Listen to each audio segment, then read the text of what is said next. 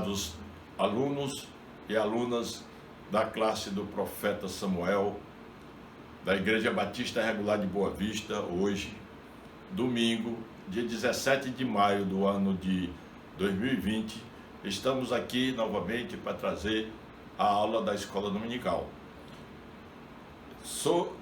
O tema é da revista Princípios Bíblicos de Liderança. E a aula que nós vamos trazer hoje versa sobre capítulo 14 da revista, que versa sobre a lei das prioridades foco. Vamos desenvolver. O texto básico indicado está em Atos 6, de 1 a 7. O texto não é muito longo, então eu trouxe o texto todo para nós lermos, que diz o seguinte: naqueles dias, crescendo o número de discípulos, os judeus de fala grega entre eles queixaram-se dos judeus de fala hebraica, porque suas viúvas estavam sendo esquecidas na distribuição diária de alimento. Por isso, os 12 reuniram, os 12 são 12 diáconos, reuniram todos os discípulos e disseram: não é certo negligenciarmos o ministério da palavra de Deus, a fim de servir às mesas. Irmãos, escolham entre vocês 7 homens de bom testemunho, cheios do espírito de sabedoria, e passaremos a ele esta tarefa. E nos dedicaremos à oração e ao ministério da palavra. 5. Tal proposta agradou a todos, então escolheram Estevão, homem cheio de fé. Desculpe pela falha do nosso projetor. E do Espírito Santo, além de Filipe, Prócoro, Nicanor, Timon, Parmenas e Nicolau, um convertido ao judaísmo, proveniente de Antioquia. 6. Apresentaram esses homens aos apóstolos, os quais oraram e lhes impuseram as mãos. Assim, a palavra de Deus se espalhava, crescia rapidamente o número de discípulos em Jerusalém. Também um grande número de sacerdotes obedecia à fé. À medida, meus irmãos, que a igreja crescia, aumentavam as necessidades e os problemas a serem resolvidos. Ou seja, a demanda de trabalho era enorme para os apóstolos. Contudo, eles sabiam que o fluir de Deus continuasse na igreja, eles precisavam continuar dedicados à palavra de Deus e à oração. Foi desta necessidade que surgiu o ministério dos diáconos, que em grego é esta palavra difícil de pronunciar, que quer dizer ministro, servo, ajudante. Os apóstolos se reuniram, oraram e nomearam, a princípio, 7 diáconos para auxiliar no ministério. De agora em diante, as questões funcionais da igreja passavam a ser de responsabilidade deles, desses novos escolhidos. Vamos agora fazer a leitura do versículo-chave que está na revista, que está também em Atos 6:4, que diz o seguinte: e quanto a nós, nos consagraremos à oração e ao ministério da palavra.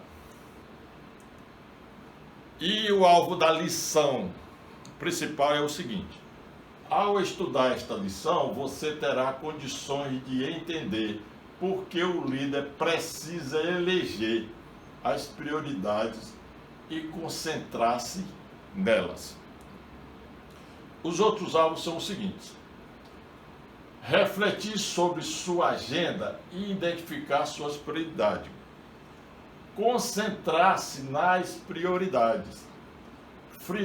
filtrar seus compromissos e melhorar a agenda. Dedicar-se com mais afinco àquilo que de fato é importante. Vamos para a introdução, e aqui na introdução, meus irmãos, eu trago aquelas perguntas que eu falei no grupo para vocês meditarem e responderem e analisarem em suas casas, que são as seguintes. Primeiro, quais são os grandes monstros da sua agenda? Se fosse na aula presencial, a gente ia fazer essa discussão em sala de aula, mas aqui não podemos, então vocês vão fazer em casa. Segundo, o que ocupa a maior parte do seu tempo? E o terceiro, quais são os bons proprietários do seu tempo? Continuando ainda na introdução, vocês estão vendo aqui uma figura de um alvo, não é? Então, existe maneira de se atingir o centro e isso se dá com foco bem ajustado. Excesso de atividades chama-se ativismo e tem sido uma das tristes marcas da liderança cristã na atualidade. Se o líder não pode e não deve fazer tudo, nem está em todos os lugares, como conseguirá cumprir integralmente a liderança? Como influenciará e cativará as pessoas se não estiver disponível para atendê-las? Como irá se afirmar como um líder eficaz se sua agenda não está cheia de compromissos quanto a dos seus colegas? E aqui está a resposta mais adequada para essas perguntas é: identifique e firme-se nas prioridades. Agora, vamos passar um vídeo muito bom, vocês vão assistir sobre esse tema que estamos desenvolvendo e já voltaremos. As pedras grandes e o vaso. Um professor de ciências de um colégio queria demonstrar um conceito aos seus alunos.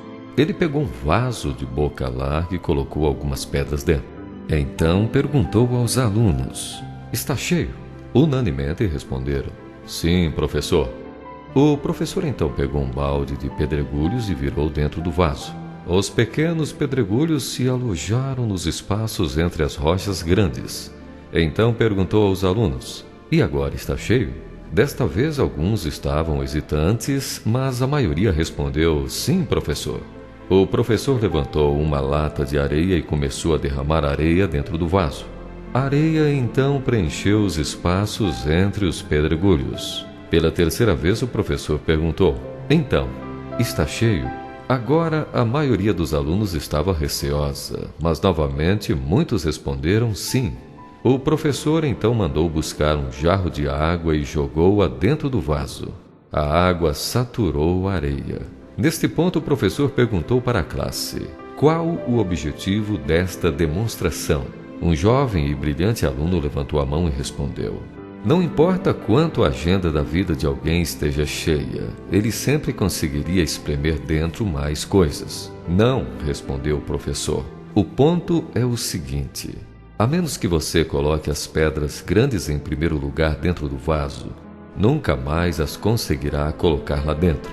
As pedras grandes são as coisas importantes de sua vida, isto é, seu relacionamento com Deus, sua família, seus amigos, seu crescimento pessoal e profissional. Se você preencher sua vida somente com coisas pequenas, como demonstrei com os pedregulhos, com a areia e a água, as coisas realmente importantes nunca terão tempo nem espaço em suas vidas. Continuando, meus irmãos, após esse vídeo, agora na orientação didática do tópico 1, que veremos em seguida. Vocês notam que aí está o alvo de novo, agora com as setas. E as setas não atingem nenhum local do alvo. Não é isso que vocês estão vendo? A pergunta: quais são as maneiras de se atingir o centro do alvo? lá no canto tem a resposta. Isso se dá com um foco bem ajustado. Veremos em seguida, meus irmãos, que Pedro é exemplo e que ensinou como ordenar prioridades, focos e objetivos prioritários. Vamos ver em seguida agora como é que Pedro fez isto. A lei das prioridades em Pedro está em Atos 6, de 1 a 7, que nós acabamos de fazer a leitura. Pedro certamente era um grande líder, cheio de atividade e responsabilidade. No meio de tantas, surgiu mais uma. Os judeus da Grécia começaram a se queixar do esquecimento das viúvas gregas da distribuição diária. E nesse contexto que se descobre em Pedro a lei das prioridades. Ele precisou direcionar corretamente suas ações para que a igreja fosse bem atendida no todo e ele pudesse continuar na pregação do Evangelho. Grande paixão, mais visão clara, quer dizer ação focada. Grande paixão, mais visão clara, é igual a ação focada. Diante de mais um compromisso para a sua agenda apostólica, Pedro tomou algumas atitudes que nos ensinam como ordenar as prioridades. A lei das prioridades em Pedro. Valorização das necessidades. Pedro, ao perceber que o suprimento daquelas mulheres seria uma oportunidade para o fortalecimento da igreja, como um bom líder, adotou ações que resolvessem o problema de forma eficaz, encarregando outros servos do cumprimento de tal trabalho. E com isto, meus irmãos, se consagram as prioridades da igreja, a oração e ao ministério da palavra.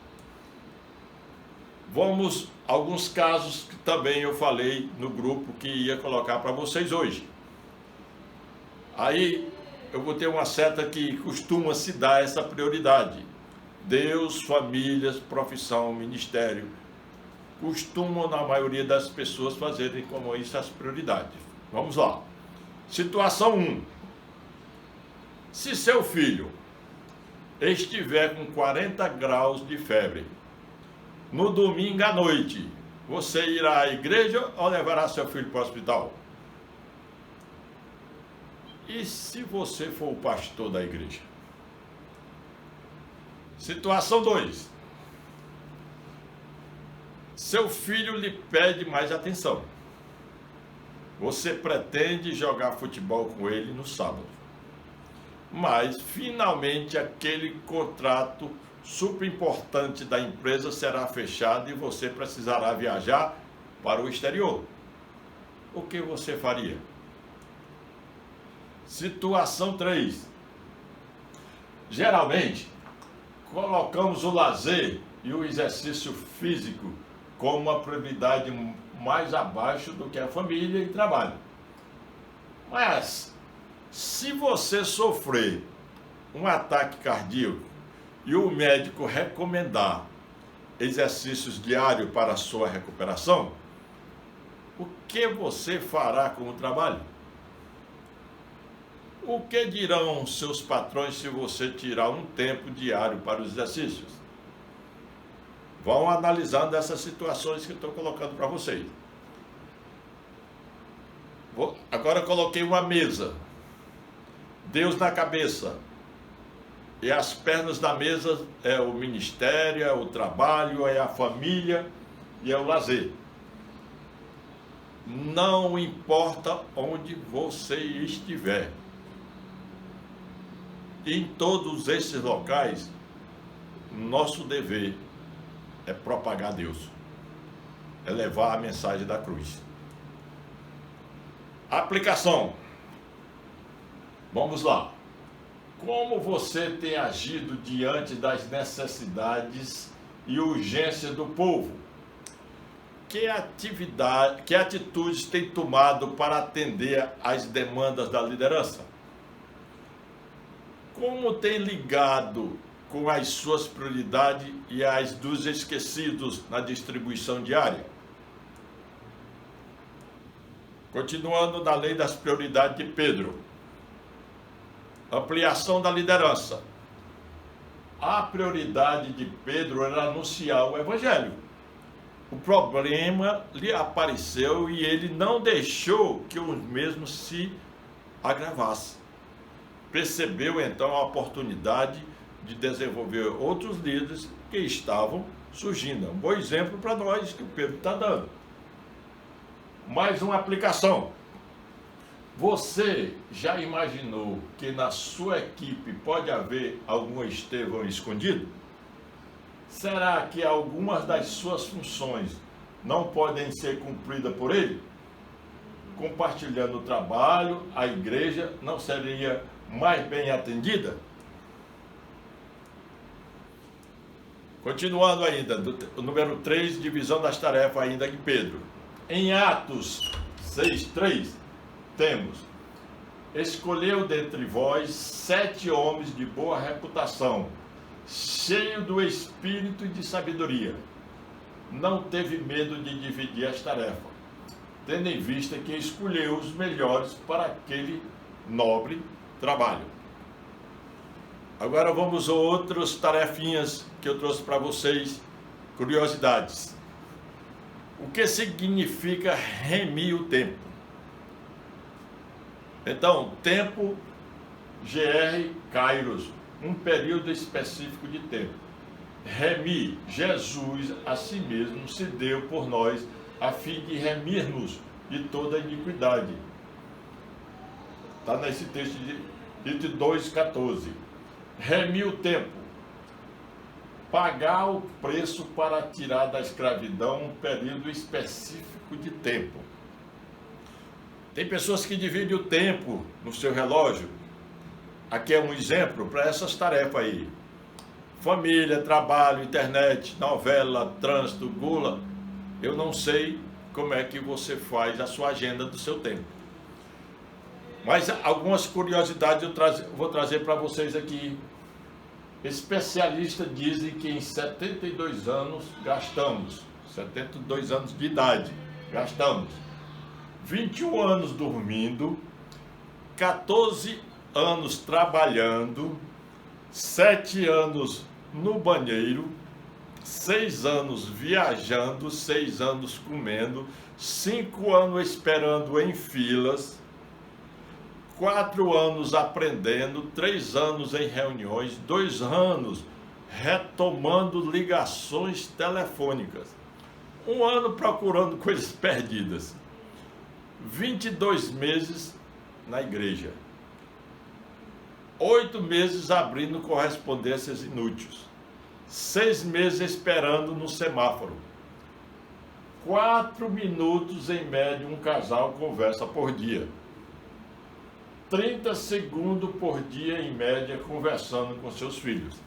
Gravem bem essa estatística que foi trazida para nós, verdadeira, essa estatística feita, o apanhado correto.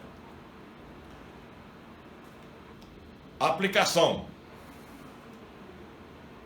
Frase: se quer bem feito, faça você. Não tem essa frase que sempre diz? Se quer bem feito, você mesmo faça.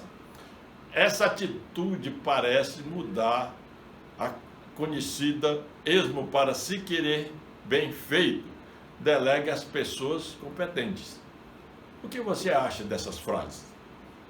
Vou trazer novamente para os senhores um novo vídeo, agora versando também sobre esta matéria. Assista um vídeo e já voltamos.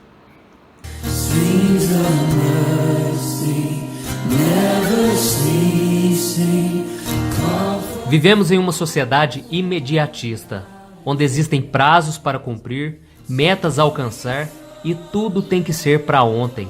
Nossas agendas estão lotadas e os dias parecem estar cada vez mais curtos.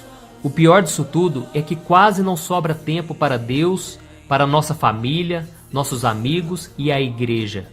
Por isso, Deus está sempre chamando a nossa atenção para não nos desviarmos dos caminhos dele.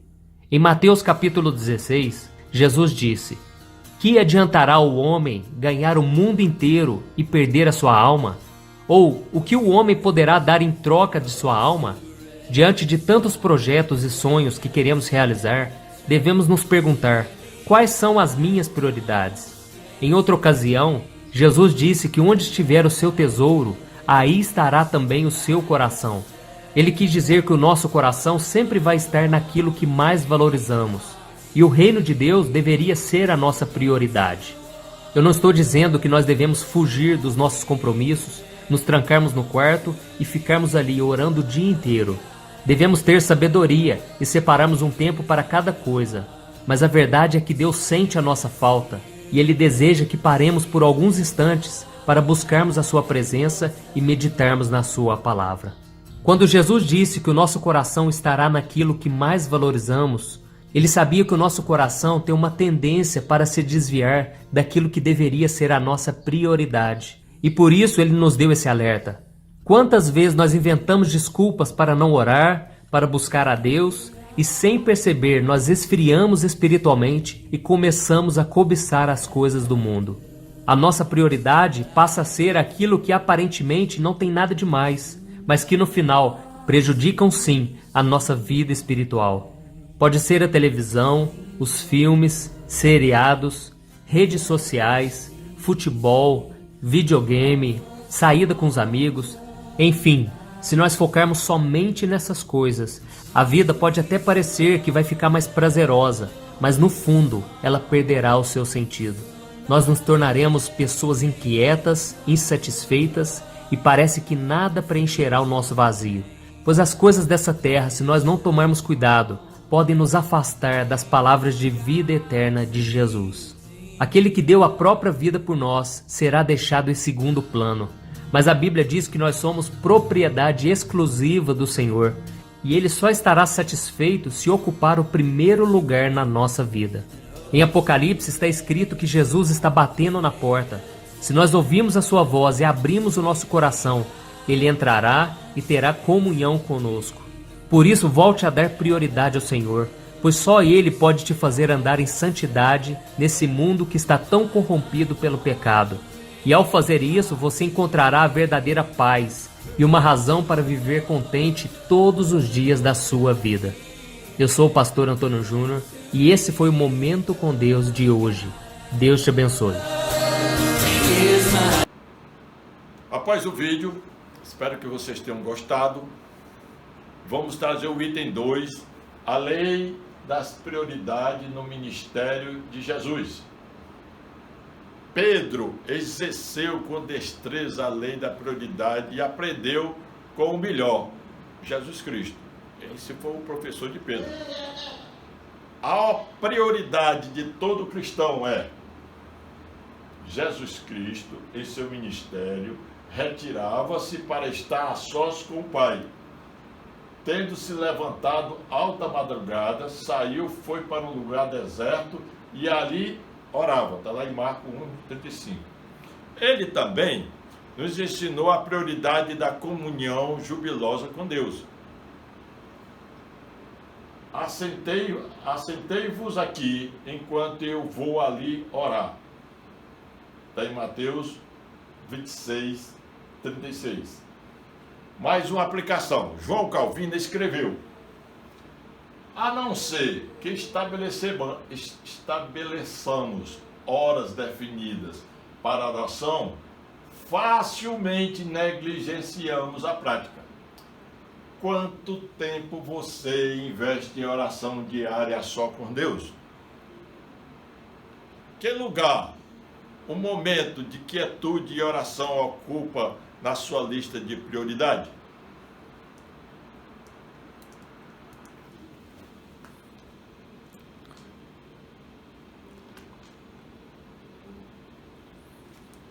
Deu um probleminha no computador, voltamos já, continuando ainda a lei da prioridade no ministério de Jesus, parte 2, faça a sua parte. Jesus, com as tarefas que saíram da sua prioridade, ele as delegou ao próprio homem.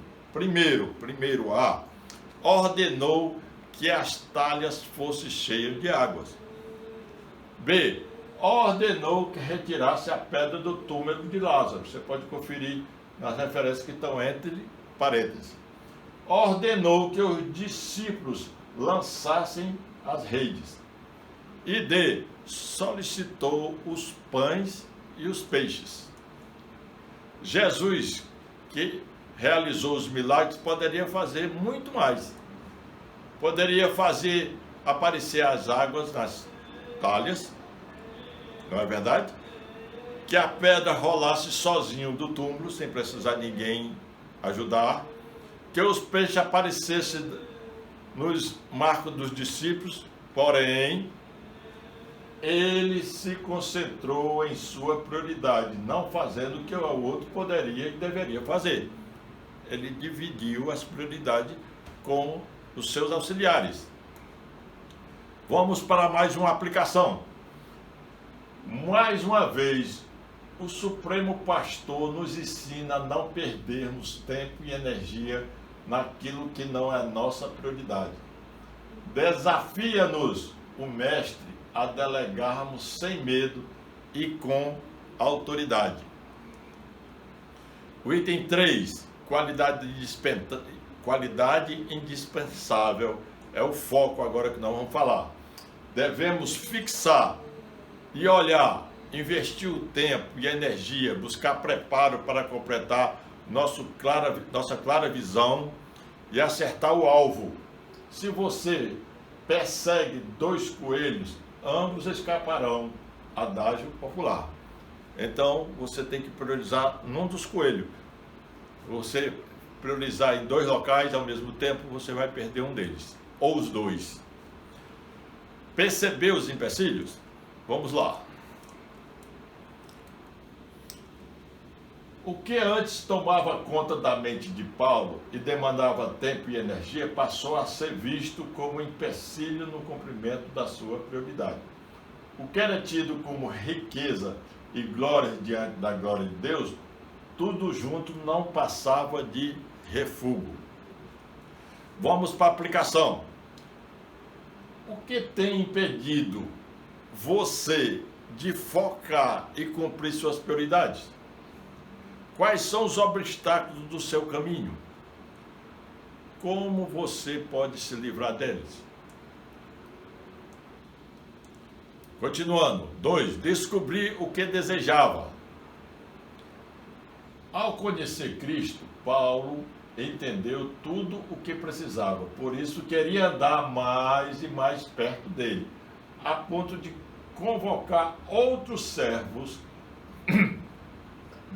a priorizarem isto. Sede meus imitadores, como também eu sou de Cristo. Determinou atingir o seu alvo. Paulo conhecia sua prioridade e concentrou-se em alcançá-la. Mais uma aplicação que nós vamos ler. Em que e como você tem concentrado seu tempo e energia? Eu vou trazer mais um vídeo sobre o tema da lição para os senhores. Espero que vocês gostem. Já voltamos depois do vídeo.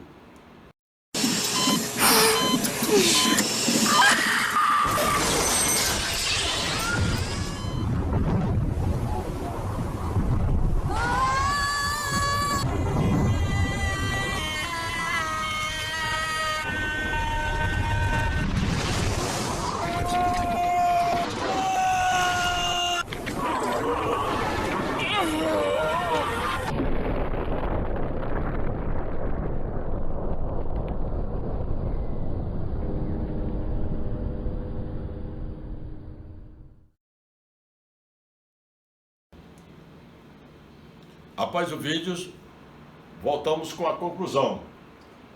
Deus nos exorta a que mantenhamos o foco em nossas prioridades, a fim de que, pelo cumprimento dela, abençoemos todo o povo. Vamos lá para os itens. Primeiro, identifique seus pontos fracos. 2, invista a maior parte do seu tempo neles. 3, busque capacitação contínua para seus pontos fortes. Delegue determinadas funções e outras que pode desenvolvê-las melhor do que você. Invista parte do seu tempo, ainda que pequena, para corrigir seus pontos fracos. Eu concluo deixando esses slides com essas frases para os senhores. Como serei lembrado?